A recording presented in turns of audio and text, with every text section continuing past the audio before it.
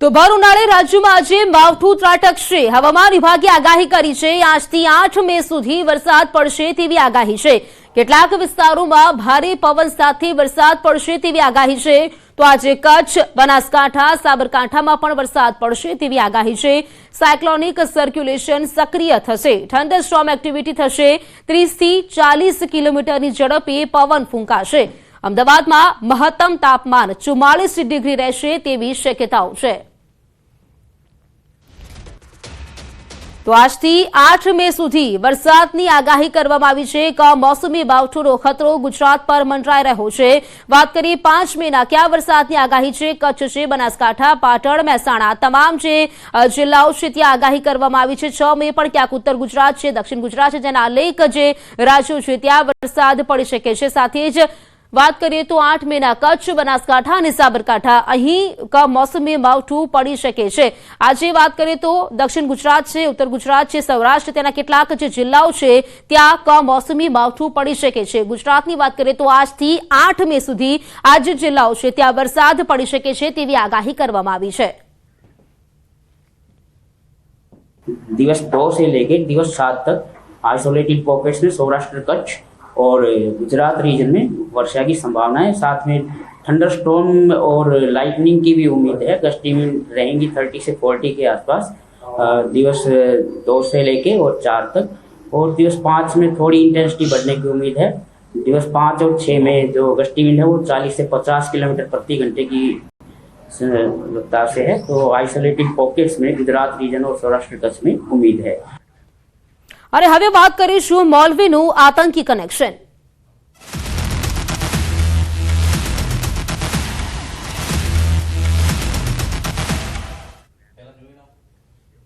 અમરેલીના ધારીના હિમખીડી પરાના મૌલવી મોહમ્મદ ફઝલ શેખનું પાકિસ્તાન કનેક્શન મામલે સૌથી મોટા સમાચાર સામે આવ્યા છે. વહેલી સવારે મૌલવીને એટીએસ અમદાવાદ લઈ આવી છે. મોબાઈલમાં ટેકનિકલ તપાસ બાદ સૌથી મોટો ઘટસ્ફોટ થવાની શક્યતાઓ છે. મૌલવીના મોબાઈલમાંથી પાકિસ્તાન, અફઘાનિસ્તાન, વોટ્સએપ, ટેલિગ્રામ જેવા ગ્રુપમાં શંકાસ્પદ ભૂમિકા સામે આવી શકે છે. સ્પેશિયલ ઓપરેશન બ્રાન્ચ બાદ હવે મૌલવીની તપાસ ગુજરાત એટીએસ કરી શકે છે. મદ્રેસા ચલાવતા મૌલવીની સામે સ્થાનિક વિસ્તારના લોકો છે તેમાં પણ નારાજગી હોવાની વાત જાણવા મળી રહી છે.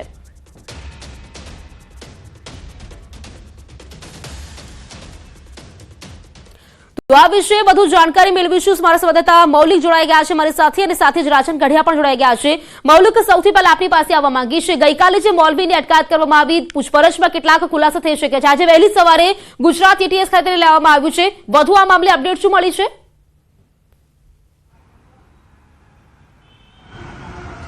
પ્રીતિ, ચોક્કસથી ધારીના હિમખીરડીપડા જે છે ત્યાંના મદ્રેસાના મૌલવી જે છે મોહમ્મદ ફઝલ શેખ, તેની શંકાસ્પદ ભૂમિકા હોવાના કારણે છેલ્લા કેટલાય સમયથી તે એટીએસની રડારમાં જ હતો. સ્થાનિક એસઓજીની ટીમ જે છે તેના દ્વારા પણ તેને અટકાયત કરીને પૂછપરછ કરવામાં આવી હતી. પરંતુ તે દરમિયાન કેટલાક શંકાસ્પદ મેસેજ જે છે તે મળી આવ્યા હતા અને તેને જ પગલે આ બાબતની જાણ ગુજરાત એટીએસને કરવામાં આવી હતી. ગુજરાત એટીએસ એક્ટિવ થઈ અને આરોપી જે છે તેને પકડી લાવી અમદાવાદ ખાતે પૂછપરછ માટે લાવવામાં આવ્યા છે.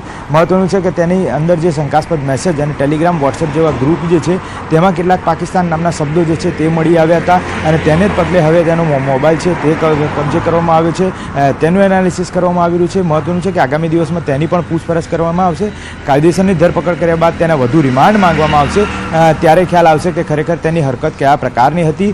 તે છેલ્લા કેટલા સમયથી આ પ્રકારનું મૌલવી મદ્રેસા જે છે તે ચલાવતો હતો અને તેના કનેક્શનો જે છે તે કોની સાથે જોડાયેલા છે. બિલકુલ, મારી સાથે રાજન પણ જોડાયેલા છે. રાજન, વાત કરીએ અમરેલી ખાતે, ધારી ખાતે આ જે મૌલાના છે ત્યાં હતું અને મદ્રેસા ચલાવતું તેવું કહેવાય રહ્યું છે. ગઈકાલે જે તપાસ કરવામાં આવી છે તે તપાસ દરમિયાન કંઈક નવું સામે આવ્યું છે. આ મામલે તે કેટલા સમયથી ત્યાં હતો, તેની સાથે કેટલા લોકો જોડાયેલા હતા, તે મામલે કોઈ માહિતી છે? બિલકુલ, હજુ સુધી આ મામલે કોઈ માહિતી આવી નથી. પરંતુ સૌથી મોટા સમાચાર એ છે કે આજે વહેલી સવારે અમરેલી એસઓજીની ટીમ જે છે જે મૌલવી છે તેમને લઈ અને એટીએસ ને સોંપવા માટે નીકળી ગઈ છે. જે રીતે પોલીસ સૂત્રોમાંથી માહિતી મળી રહી છે તે મુજબ મૌલવીનો જે મોબાઈલ ફોન છે ગઈકાલે જ અમદાવાદ એટીએસ ને મોકલી દેવામાં આવ્યો હતો અને રાતભર કદાચ એની તપાસ પણ થઈ હોઈ શકે છે અને તેના કારણે જ મૌલવીને હવે એટીએસ બોલાવવામાં આવ્યો હોય તે પ્રકારની માહિતી છે. જે રીતે તેમના મોબાઈલમાંથી શંકાસ્પદ ગ્રુપો મળી આવ્યા છે તેમાં એમણે મેસેજની કેટલી હદે આપ-લે કરી છે તેમની પણ તપાસ થશે અને અત્યારે હાલ જે મૌલવી છે તેમને અમદાવાદ લઈ જવામાં આવી રહ્યો છે. રાજન, એવું પણ કહેવાનું છે કે ત્યાંના જે સ્થાનિક લોકો છે તેમનામાં પણ ક્યાંક ને ક્યાંક નારાજગી હતી, એટલે ક્યાંક ને ક્યાંક એવું પણ બની શકે છે કેટલાક કૃત્યો એવા હોઈ શકે છે તે લોકોને પણ ક્યાંક ને ક્યાંક ખબર હોઈ શકે છે, તેથી જ ક્યાંક સ્થાનિકોમાં નારાજગી હોય તે મામલે. બિલકુલ, જે રીતે સ્થાનિક લોકોમાંથી જાણવા મળી રહ્યું છે કે આ મૌલાના છે તેમની ભૂમિકા શંકાસ્પદ હતી, તેમની રહેણી કેણી પણ શંકાસ્પદ હોવાની કેટલાક લોકોએ જણાવ્યું છે, પરંતુ આ સમગ્ર મામલો છે હવે તપાસનો વિષય છે અને જે રીતે તેમની પાસેથી કોઈ પ્રોપર પુરાવા નથી મળ્યા તે સૌથી મોટી વાત છે. તેમના માત્ર એક આધાર કાર્ડ સિવાયના કોઈ અન્ય ઠોસ પુરાવાઓ હજુ સુધી પોલીસને મળ્યા નથી, તે અંગે પણ તપાસ થઈ રહી છે. તેમનું જે આ મદ્રેસા છે એ કાયદેસર જમીન પર છે કે ગેરકાયદેસર છે તેની પણ તપાસ થઈ રહી છે, પરંતુ અત્યારે હાલ સૌથી મોટી વાત એ છે કે પાકિસ્તાન અને અફઘાનિસ્તાન જેવા વોટ્સએપ અને ટેલિગ્રામના ગ્રુપમાં આ વ્યક્તિ જોડાયેલો હોય, સૌથી મહત્વની વાત એ છે કે તેમણે આ ગ્રુપમાં શું મેસેજની આપ-લે કરી છે, કોઈ કોડવર્ડ ભાષામાં તેમણે વાત કરી છે કે કેમ, આ અંગે અત્યારે હાલ તપાસ થઈ રહી છે. મૌલિક, અહીં સવાલ એ પણ થઈ રહ્યો છે જે પ્રકારે આ જે ગ્રુપ સામે આવ્યા ક્યાંક ને ક્યાંક એવું પણ સામે કે શંકાસ્પદ ભૂમિકા આ વ્યક્તિની બની શકે છે. અહીં સવાલ એ ઉઠી રહ્યા છે કે લગભગ કેટલા સમયથી આ પ્રકારે તેને ચાલતું હશે ગ્રુપ અને કેટલાક લોકો સંડોવાયેલા પણ હોઈ શકે છે.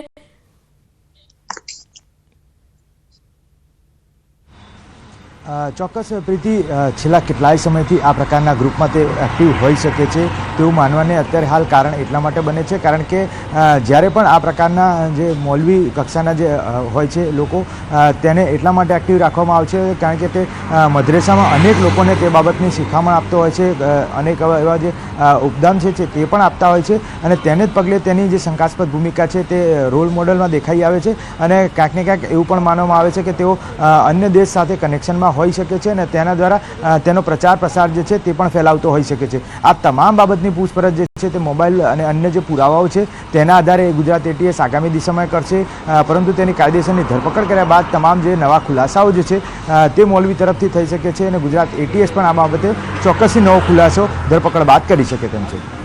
રાજન, વાત કરી મદ્રેસાને લઈને પણ લગભગ તે મામલે સવાલ ઉઠી રહ્યા છે કે કેટલા સમયથી આ મદ્રેસા તેની ચાલતી હતી, કેટલા લોકો તેમાં જોડાયેલા હતા, તે મામલે કોઈ જાણકારી મળી છે? અત્યારે હાલ એ સમગ્ર મામલો છે પોલીસ તપાસ કરી રહી છે. આ બાબતની ચોક્કસ વિગતો હજુ પોલીસે બહાર નથી આપી, પરંતુ સમગ્ર મામલાની તપાસ ચાલી રહી છે. પરંતુ હું આપને જણાવું કે અત્યારે સૌથી મોટી વાત એ છે કે જે રીતે ભૂમિકા આમની શંકાસ્પદ દેખાઈ રહી છે, ખાસ તો તેમનો મોબાઈલ છે તે સૌથી મોટા ઘટસ્ફોટ કરે તે પ્રકારની માહિતી મળી રહી છે અને એટીએસ દ્વારા ટેકનિકલ ટીમ દ્વારા આ મોબાઈલની તપાસ પણ થઈ રહી છે. ત્યારબાદ મદ્રેસા વિશેની પણ જે તપાસ છે સ્થાનિક પોલીસ કરશે. ગઈકાલે પણ પ્રાંત અધિકારી અમરેલી જિલ્લા પોલીસ વડા સંજય ખરાત સહિતની ટીમ છે ઘટના સ્થળે પહોંચી હતી અને ધારીના જે હિમખીમડીપરામાં મદ્રેસા આવેલું છે ત્યાં ઝીણવટભરી તપાસ પણ કરવામાં આવી હતી. કેટલીક વસ્તુઓ તપાસમાં બહાર આવી પણ હોઈ શકે છે, પરંતુ હજુ સુધી પોલીસે આ સમગ્ર માહિતી બહાર આવવા નથી દીધી અને તે ઝીણવટભરની તપાસ કરી અને કોઈ ચૂક ન રહે તે પ્રકારની તપાસ અત્યારે હાલ ચાલી રહી છે. મૌલિક, આ ગ્રુપ મામલે મારે આપની પાસે પૂછવું છે, જે ગ્રુપ ચલાવતા હતા અફઘાનિસ્તાન પાકિસ્તાનનું જે નામ પણ ક્યાંક ને ક્યાંક આ ગ્રુપમાં બોલવામાં આવતું હતું, અહીં વાત એ કરીએ કે ફક્ત જે વાત કરીએ અમરેલી જિલ્લામાંથી અહીં આ મૌલાના સામે આવ્યા છે, બની શકે એવા ઘણા જિલ્લાઓમાં પણ ક્યાંક મૌલાના હોય, તમામ જગ્યા પર તે લોકો માહિતી એકત્રિત કરતા હોય. મૌલિક,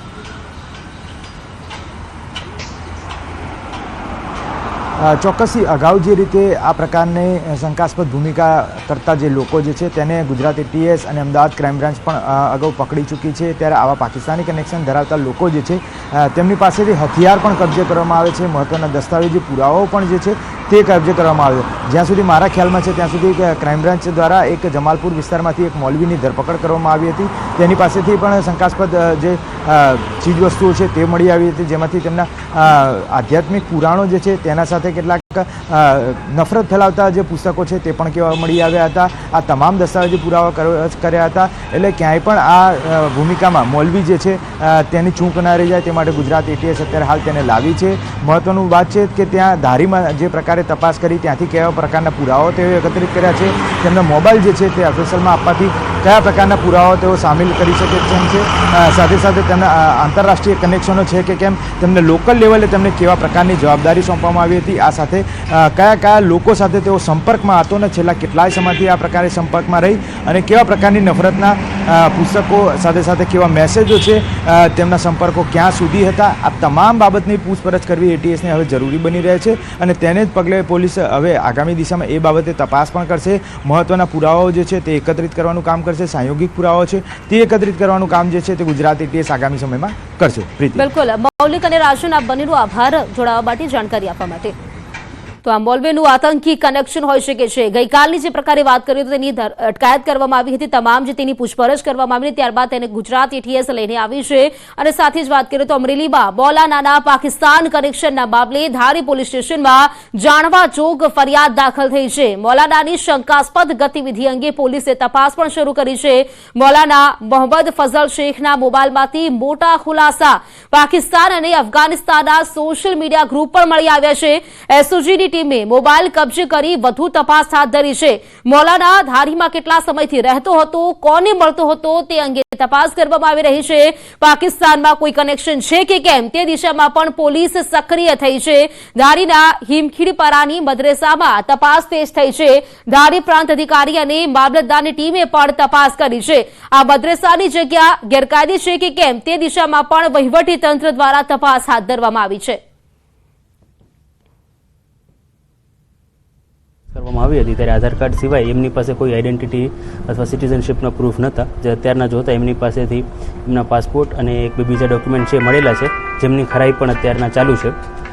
વોટ્સએપ ગ્રુપોમાં એ બીજા જે પાકિસ્તાન અને અફઘાનિસ્તાનના છે વોટ્સએપ ગ્રુપોમાં જોડાયેલા છે એમની પણ માહિતી મંગાવવામાં આવેલી છે અને આગળ જે ફોન છે એ ટેકનિકલની જે ટીમ છે એમને મોકલવામાં આવેલું છે. બધી તપાસ ચાલી રહી છે. એમણે બીજી કઈ કઈ જગ્યાએ રહેલા હતા અને એમણે શું પ્રવૃત્તિ કરી છે એ જેમ જેમ તપાસ આગળ વધશે એમ ખબર પડતી જશે. તો સુરતમાં 13 વર્ષના વિદ્યાર્થીને લઈને ભાગી ગયેલી શિક્ષિકાનું વડોદરા કનેક્શન. અલકાપુરીના ગેસ્ટ હાઉસમાં બંને રોકાયા હતા. ગેસ્ટ હાઉસમાં શિક્ષિકાએ માસૂમ સાથે શરીર સંબંધ બાંધ્યો હતો. ભાણેજ છે, પાવાગઢ જવાનું છે તેમ કહી ફોટા સાથેનું આઈ કાર્ડ રજૂ કર્યું હતું. ગેસ્ટ હાઉસમાં બંને એક જ રૂમમાં રહ્યા હતા. સુરત પોલીસને ચકમો આપવા શિક્ષિકાએ બદલેલો નંબર વડોદરા પોલીસે શોધી આપ્યો છે. સયાજીગંજ પોલીસે આપેલા નવા નંબર પરથી સુરત પોલીસે એક શિક્ષિકાને ઝડપી પાડી છે. જાણકારી સાથે સંવાદદાતા હાર્દિક જોડાઈ ગયા છે. હાર્દિક, શિક્ષિકા અલકાપુરીના ગેસ્ટ હાઉસમાં રોકાઈ હતી, વધુ જાણકારી આ મામલે શું મળી રહી છે વડોદરા કનેક્શન મામલે? બિલકુલ બીજા સુરતની ઘટનાની વાત કરીએ તો આપની સામાજિક વ્યવસ્થાને સવાલોના ઘેરામાં ઉભી કરી દીધી છે. હવે આ જે ઘટના આખી બની હતી તેમાં ચોંકાવનારો ખુલાસો વધુ થયો છે કે વડોદરા શહેરનું કનેક્શન સીધે આમાં સામે આવી રહ્યું છે. સુરતથી ભાગ્યા બાદ આ જે શિક્ષિકા છે તે 13 વર્ષના માસૂમને લઈને વડોદરા ખાતે આવી હતી. અલકાપુરી વિસ્તારમાં ગેસ્ટ હાઉસ આવેલું છે, ત્યાં તેઓ રોકાયા હતા. ઉલ્લેખનીય બાબત છે કે જ્યારથી તેઓ ફરાર થયા હતા ત્યારથી જ પોલીસની નજર જે છે તે બંને પર હતી અને પોલીસે મોટાભાગના જે CCTV કેમેરા છે આખા રૂટ પરના તે ખૂંદી લીધા હતા. ત્યારે મામલો જે છે તે વડોદરા સયાજીગંજ પોલીસ સ્ટેશન પહોંચ્યો હતો, કારણ કે વડોદરા રેલવે સ્ટેશન અને ડેપો ખાતે પણ તપાસ કરવાની હતી. ત્યારે સયાજીગંજ પોલીસે રેલવે સ્ટેશન અને ST ડેપોના CCTV ફૂટેજ જે છે તેની ચકાસણી કરી હતી. તો ST ડેપો તરફના જે CCTV ફૂટેજ છે તેમાંથી આ શિક્ષિકાને 13 વર્ષનો જે વિદ્યાર્થી છે તેઓ ત્યાંથી પસાર થતા જણાઈ આવ્યા હતા, જેથી પોલીસે તે દિશામાં તપાસ હાથ ધરી હતી.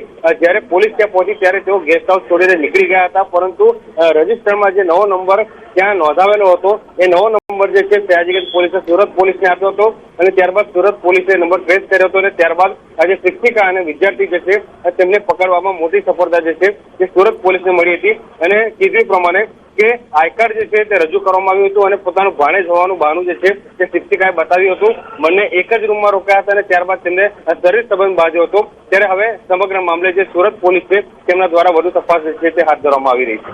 જી હાર્દિક, આભાર આપનો જાણકારી આપવા માટે. જામનગરમાં સફાઈ કામદારને ઝેરી ગેસની અસર થઈ છે. દરેડ ફેઝ 2માં કારખાનામાં ગેસ ગળતરની ઘટના બની. સેફટી ટેન્ક સાફ કરવા ગયેલ સફાઈ કામદારને ઝેરી ગેસની અસર થઈ છે। કારખાનામાં સેફટી ટેન્ક સાફ કરવા શનિ વાઘેલા, શૈલેષ વાઘેલા, હરસુખ કબીરા અને કલ્પેશ મકવાણા તેમ 4 સફાઈ કામદાર કામ કરવા ગયા હતા, જેમાં શનિ વાઘેલાને સેફટી ટેન્કના ગેસની અસર થતા તે ત્યાં જ ઢળી પડ્યા। ગેસની અસર થતા સફાઈ કામદારને સારવાર માટે જીજી હોસ્પિટલમાં ખસેડવામાં આવ્યા છે।